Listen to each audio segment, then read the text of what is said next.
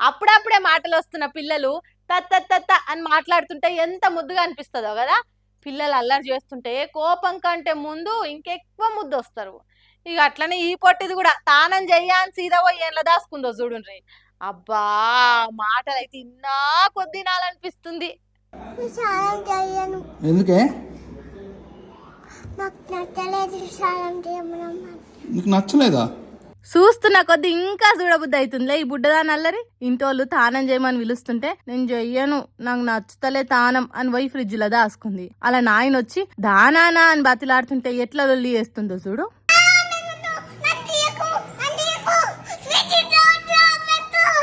నేను రాను, పో పో పో, డోర్ తీయకు, నేను రాను అనుకుంటా లొల్లి లొల్లి చేస్తుంది. మరి ఇక తానం అంటే ఇష్టం లేదా, లేకుంటే ఫ్రిడ్జ్ లో ఏం పెట్టినా ఫ్రెష్ గా ఉంటాయి కదా, నేను కూడా పోయి కూర్చుంటే ఫ్రెష్ అయితా అని పోయిందో ఆ బుజ్జి మనసుకే తెలవాలి గాని, వీడియో చూసిన ప్రతి ఒక్కరు మురిసిపోతురు. ఆ మాటలు ఆ అల్లరి చూస్తుంటే చూసినా కొద్ది చూడాలనిపిస్తుంది నీ అల్లరి. గాని అట్లా ఫ్రిడ్జ్ లో మొత్తం ఎక్కి కూసోవద్దు తల్లి, కరెంట్ షాక్ కొడుతుంది. స్నానం చేయకపోదు తీ గాని ముందైతే బయటకెళ్ళు అని జాగ్రత్తలు చెప్తురు కామెంట్ బాక్స్ లల్లా.